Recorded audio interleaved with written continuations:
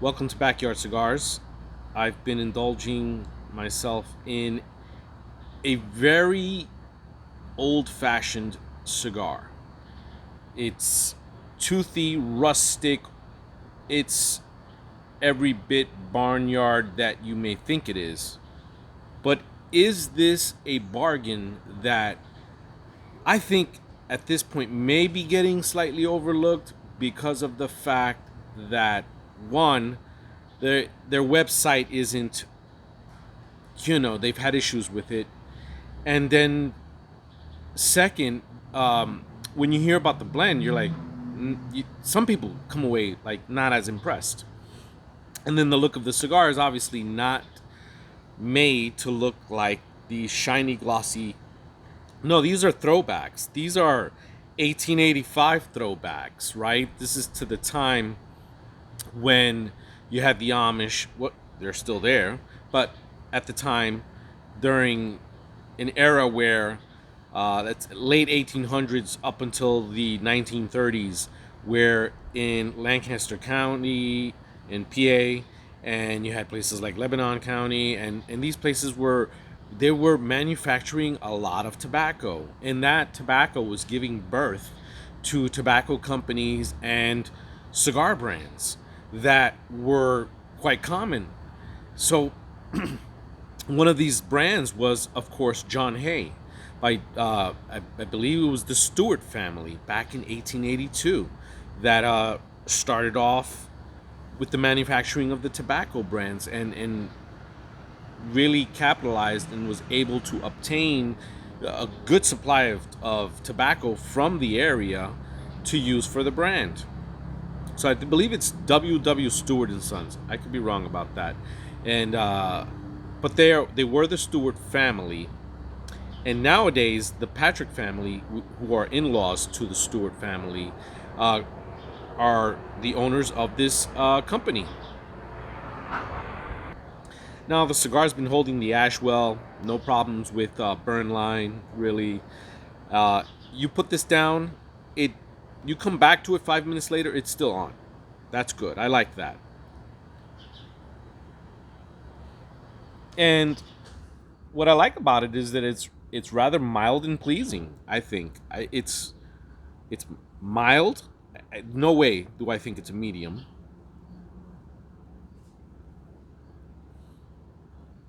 Well, maybe bordering on that medium, right? Mild to medium, depending on how you take it. Good morning cigar. It's actually my morning cigar at this very moment, and I've had it before. So this cigar is named John Hay, PA, Broadleaf, Natural, Original, Diplomat. Okay? It took a while to remember that. But this cigar is using a wrapper which is Pennsylvania Broadleaf. It's using a binder that is Pennsylvania Broadleaf. And it is using filler from Connecticut, Maryland, and Pennsylvania. And so this is an American Puro. But it's an American Puro that is being made, or being rolled, better said, in the Dominican Republic. So these tobaccos are being rolled in DR. They're shipped back to the store in Lancaster County, and that's how it's done. It's cheaper for them to do it that way, and they manage to stay in business that way. And sure, it would be good at some point in time to, you know, have some in-house rollers, maybe one or two, and roll some. I don't know if maybe they already do this. I actually didn't check that. Where you could see the actual tobacco from Lancaster County and from the nearby areas being rolled by roller. That's always a nice little treat. I don't know if the store has that. Like I said, if they do, I'll add it in the description. But it's been a nifty cigar so far. Now, I've had this cigar for almost a year, about 11 months, at 60, I would say about 65 RH. And most of the ones that I've had a few fresh, and these are great yard gar cigars, great boat cigars, definitely.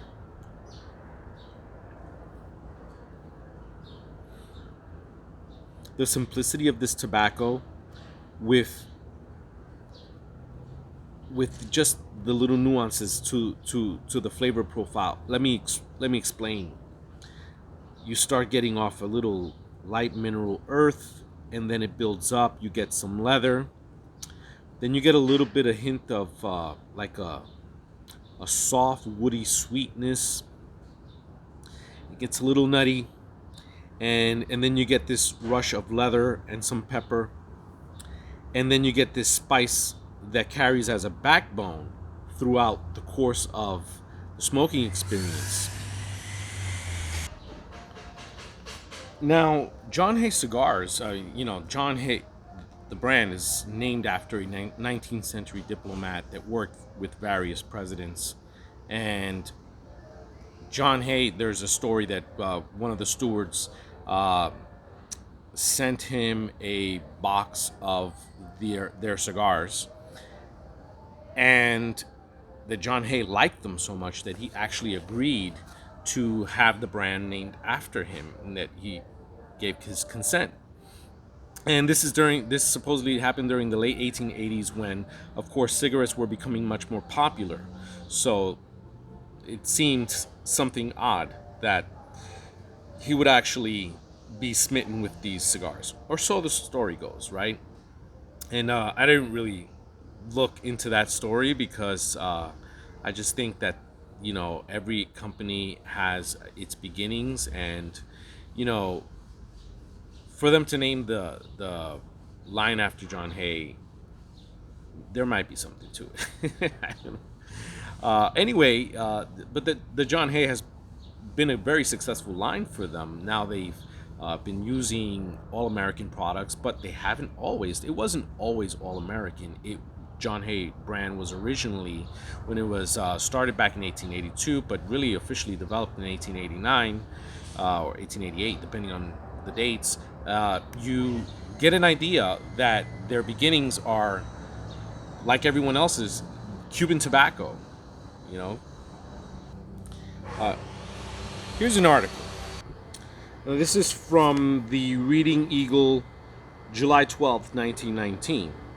And it says, another factory needed. A representative of the firm of W. Stewart Sons, manufacturers of the John Hay cigars, states that their product is exactly the same in quality as when they first started in the business 30 years ago.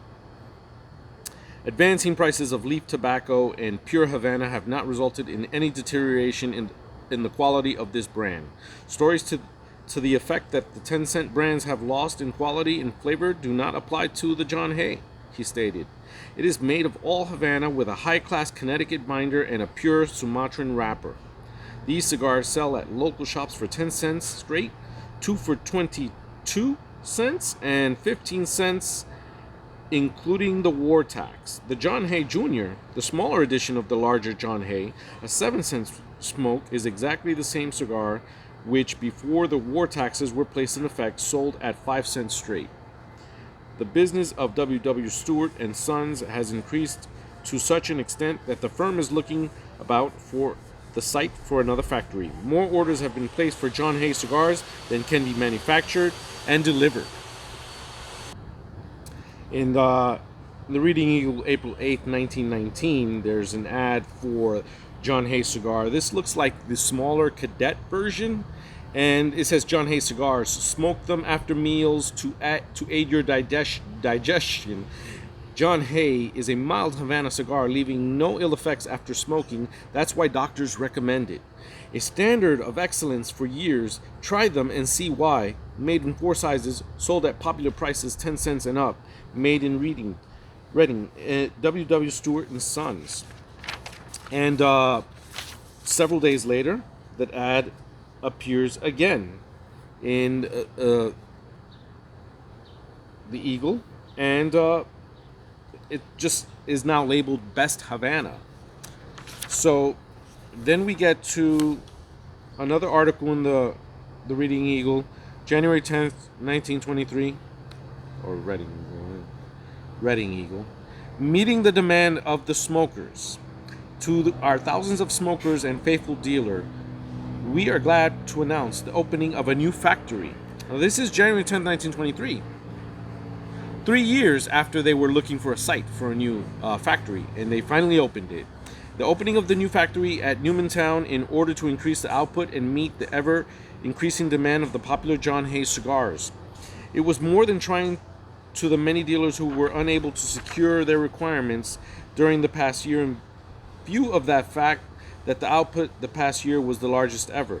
While we possibly could have turned out more cigars in a hurried manner, it would undoubtedly have an effect on the quality and workmanship which would be entirely against the policy of this firm. Realizing the splendid success and popularity of the John Hay cigars is only due to the maintaining quality and superior workmanship to the very letter.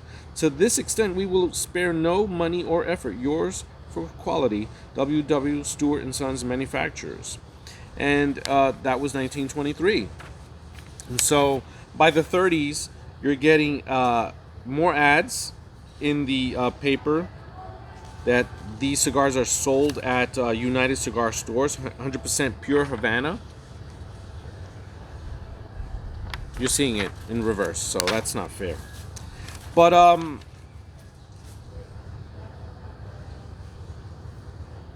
like a lot of companies during the late 30s and 40s and 50s, they were already using less Cuban tobacco, and they were blending it with other tobaccos, be it Connecticut, be it Pennsylvania broadleaf, or Puerto Rican tobacco, because that was growing in popularity, right? It had grown in popularity more so in the early 1900s. So, it was still going steady in the 30s and 40s up until probably the early 50s. And like I said, they had a little push and then it died out again. But I was digging up some information on what was in the filler for not only this cigar, but for the past, because the ads did change after a while for what was in the filler for John Hay cigars. And there was a period of time that companies like John Hay and Topper, they were using some medium cut Dominican, Nicaraguan, and Honduran fillers. Not always, but it was used. So I actually have an email here where I emailed with the Patrick family, and my email goes, and this is over a year ago I have this email. Hello, I called you regarding the history of John Hay cigars. In the early 1930s, the company switched to Havana filler. But what were the components, filler, used previous to the change? You already clarified that once the embargo took place, the transition was to PA broadleaf. And so there was indeed a response. And gentleman took the time out of his day to respond to me. John Hay Cigars responded, "Sorry for the delay. I ran across a log of tobacco orders. There was an entry on December 1944 for bales of tobacco from Puerto Rico along with bales of Cuban. Maybe it is possible it was all Puerto Rican before the Cuban was available. Have not found much out to go on. Dave Patrick of John Hay Cigars."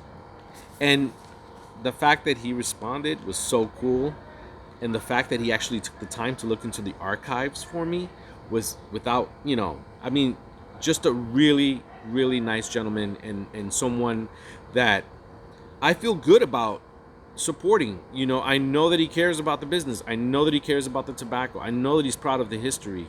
I know that he's sincere in maintaining the legacy, and these things are just as important as the legacy families that have been growing and producing tobacco for cigars for the longest amounts of time, as important as they are, as important are the rollers that maintain the traditions, that harken back to the days when, you know, rollers had more respect and were admired in a certain way, which they are now too. But when we talk about these legacies and the importance that they have for the cigar community, to the cigar culture, we can't forget about people like the Patrick family. We just can't, because they're keeping this alive, and they're not becoming millionaires because of it. They're just doing it out of the love. That, and yeah, you got to pay the bills, of course. You want to put out products that will sell. That is the idea. You do want to be rewarded for your hard work. I think this is a really nice blend. Now, I want to point something out, that I showed this earlier, this little ad here. And this ad is from 1932, and it states, "We are closing out all John Hay cigars manufacturing prior to January 1st, 1932 at this less than cost price to replace our stock with the new and improved John Hay cigars that have rare 100% pure Havana filler." And it was slightly confusing, because I saw ads from 1919, 1918 that indicated they were already using Cuban tobacco. So what gives? I had to do a little digging. I did talk with Patrick from John Hay, and eventually I came up. I pieced this. You know, this is just me saying this here from my articles in my archives.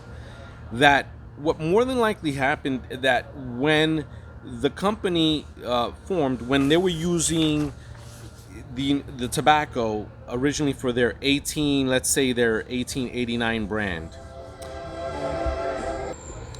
it more than likely was using the Pennsylvania broadleaf and the Connecticut and Maryland tobaccos the way they're using it now. And then I think it shifted to using Cuban tobacco. And then sometime in, I would say, the early 20s, they shifted to using tobacco from Puerto Rico instead of using the Cuban, because it was gaining popularity, it was cheaper, it made sense to stay afloat and do something like that. And then I think sometime probably in the 30s, well, 32 specifically, they switched back to using Cuban tobacco, and they probably used that in conjunction with the Puerto Rican tobacco probably until the 50s, before they shifted back. May have dabbled in using a mix of tobaccos from Central America, and may have also continued using Puerto Rican tobacco before finally switching back to what I think is the original formula here, the Connecticut, Maryland, Pennsylvania broadleaf tobaccos.